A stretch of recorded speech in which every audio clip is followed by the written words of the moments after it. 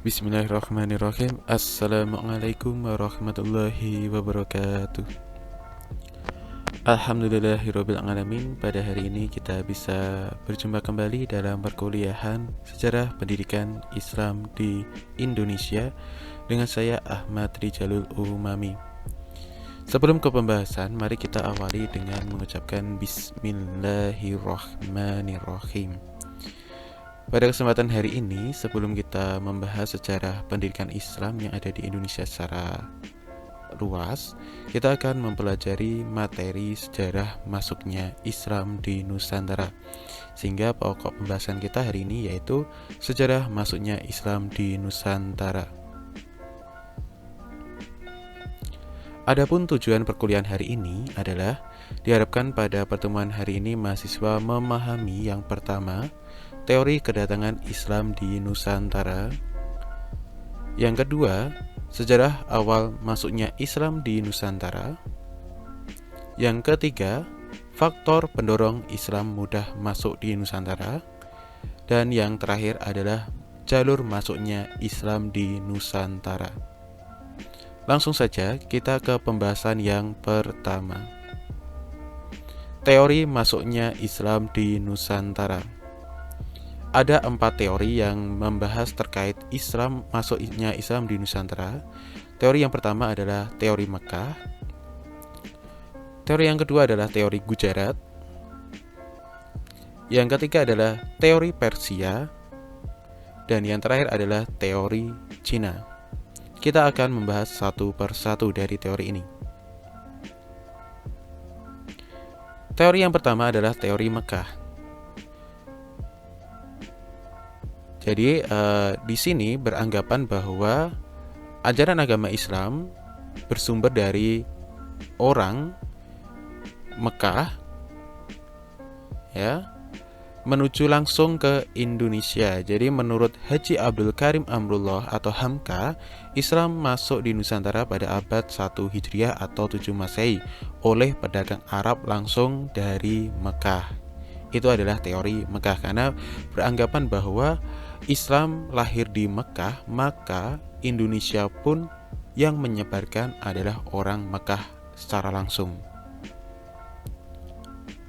Agama Islam pertama kali masuk ke Indonesia berasal dari Mekah yang merupakan keturunan dari Bani Umayyah. Jadi menurut teori ini, Islam masuk pertama kali dibawakan oleh keturunan dari Bani Umayyah yang datang di pesisir pantai Sumatera, yang mendirikan kampung-kampung di sana. Kemunculan kerajaan Samudra Pasai yang menggunakan gelar raja layaknya orang-orang Mesir atau orang-orang Arab yang menjuluki pemimpinnya dengan Al-Malik atau artinya raja. Oke, kita akan membahas teori selanjutnya yaitu teori Gujarat. Teori Gujarat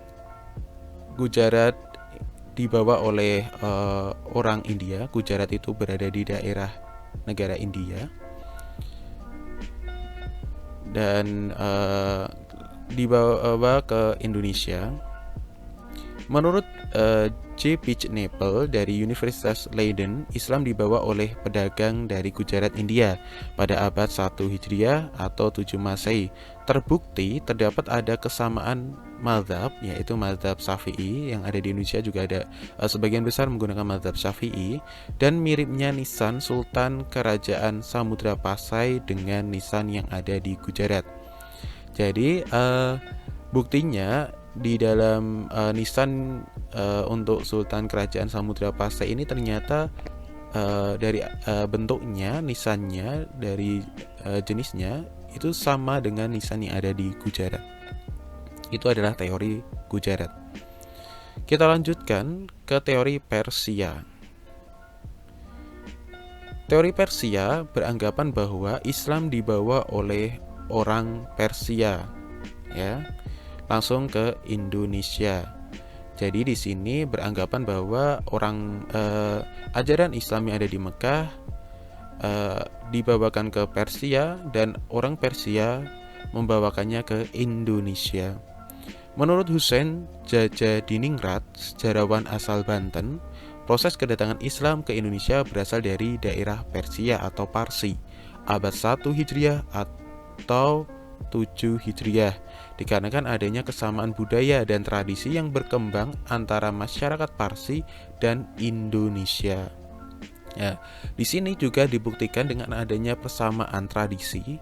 Salah satu contohnya adalah peringatan 10 Muharram yang ada di Indonesia itu sama dengan peringatan Asyura yang ada di Persia untuk memperingati syahidnya Husain.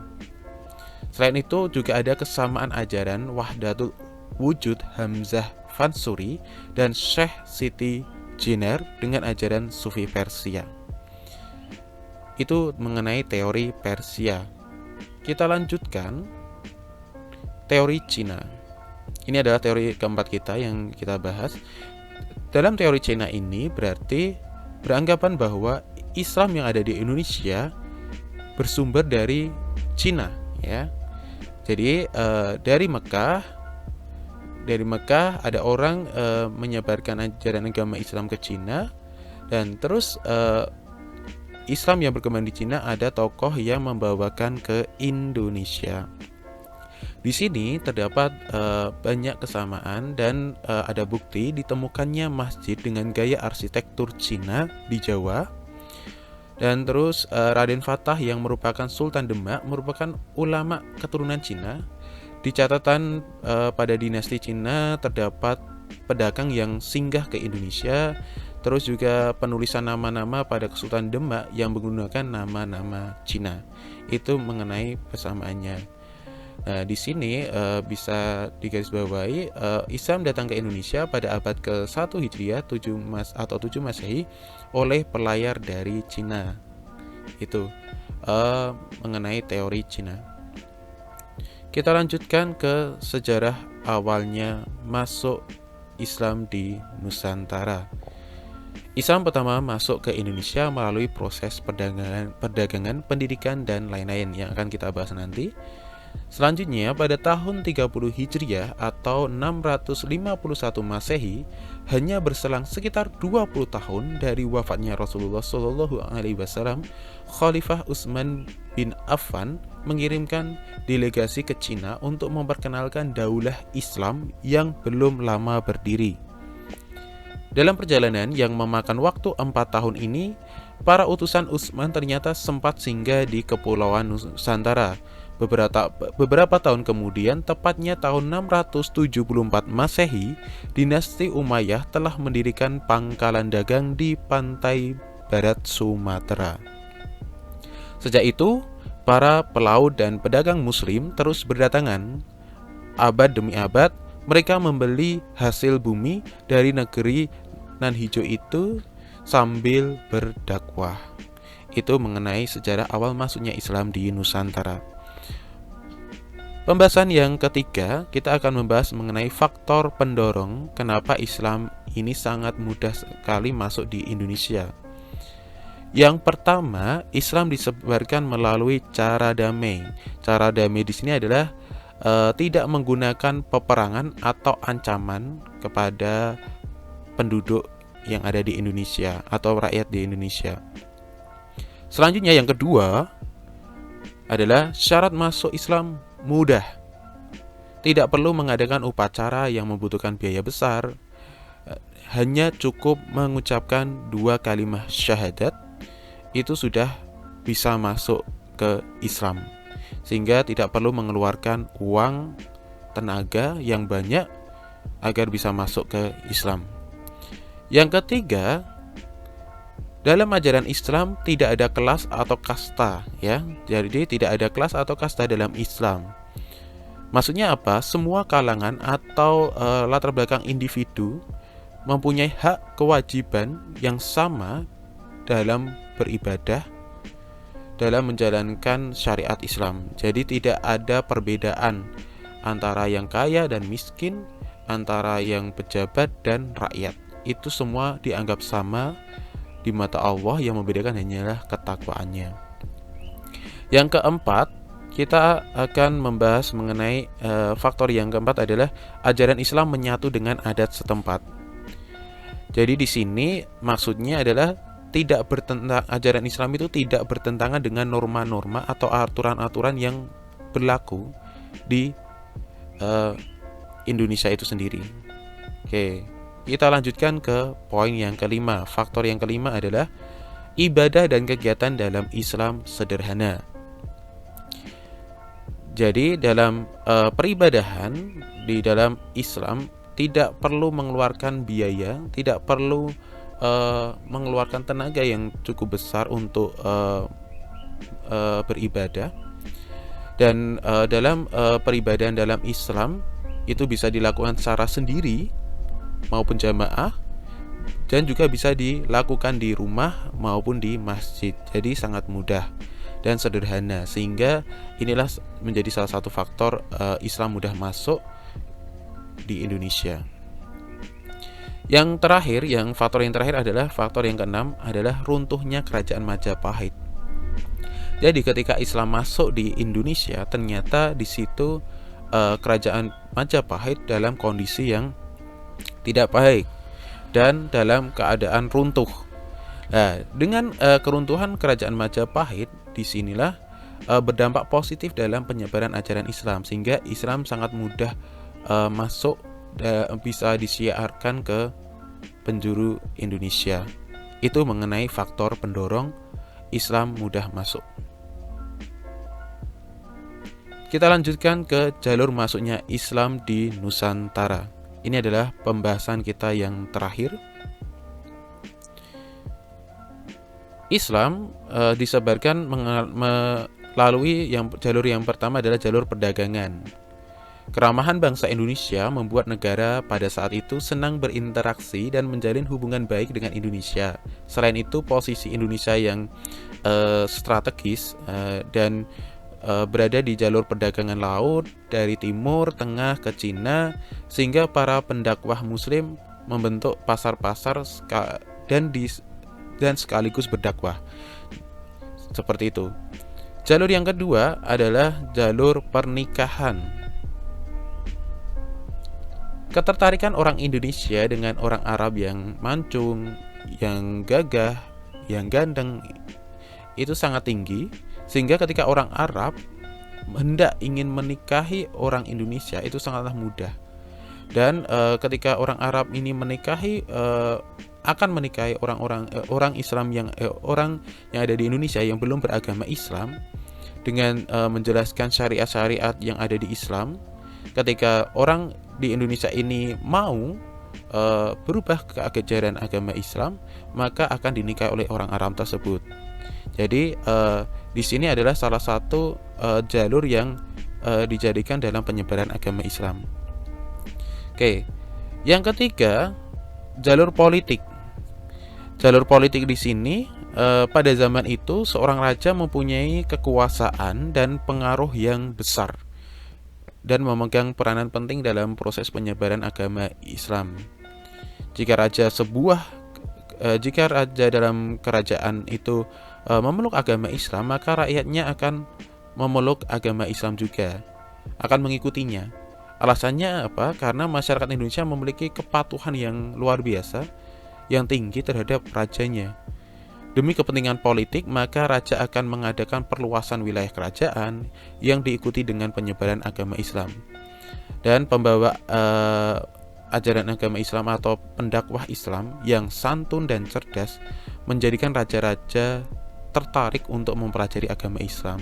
Sehingga pada intinya untuk jalur politik ini, raja yang tertarik dengan agama Islam dan raja itu berpindah atau meyakini agama Islam, dari raja yang sudah meyakini agama Islam ini akan mempengaruhi rakyatnya gitu. Jadi akan tersebar luas.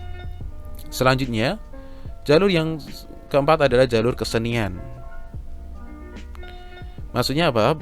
Di sini pendakwah Islam atau yang menyiarkan ajaran agama Islam ini menyampaikan ajaran melalui seni-seni yang disukai oleh masyarakat, seperti wayang kulit, tari, gamelan, seni hias, seni ukir, dan lain-lain. sehingga orang-orang yang ada di Nusantara atau orang-orang yang ada di Indonesia mudah sekali tertarik untuk mempelajari ajaran agama Islam. Jalur yang kelima adalah jalur pendidikan. Jalur pendidikan ini adalah apa? Dengan usaha menyampaikan ajaran-ajaran syiar Islam melalui surau-surau. Dari surau-surau ini diharapkan agar orang yang sudah beragama Islam ataupun orang Indonesia yang sudah beragama Islam itu bisa memeluk agama Islam dengan kuat dan bisa menerapkan ajaran Islam dengan baik. Ketika diterapkan dalam masyarakat, akan mempengaruhi secara langsung terhadap keyakinan rakyat yang belum beragama Islam, karena kagum terhadap perilaku yang diterapkan oleh umat Islam itu sendiri. Itu mengenai jalur pendidikan. Selanjutnya kita akan ke jalur yang terakhir, adalah jalur sosial budaya. Jadi ketika agama Islam masuk ke wilayah Indonesia, kebudayaan yang ada itu bercorak Hindu, masih sangat kuat. Para penyebar agama Islam ini tidak merubah kebudayaan tersebut dan bahkan menggunakan kebudayaan Hindu sebagai sarana dalam menyebarkan agama Islam. Itu adalah poin-poin mengenai jalur masuknya Islam di Nusantara. Itu saja dari saya. Saya ucapkan terima kasih banyak atas perhatian dan partisipasinya. Minta maaf jika ada salah kata atau ada hal-hal yang tidak berkenan,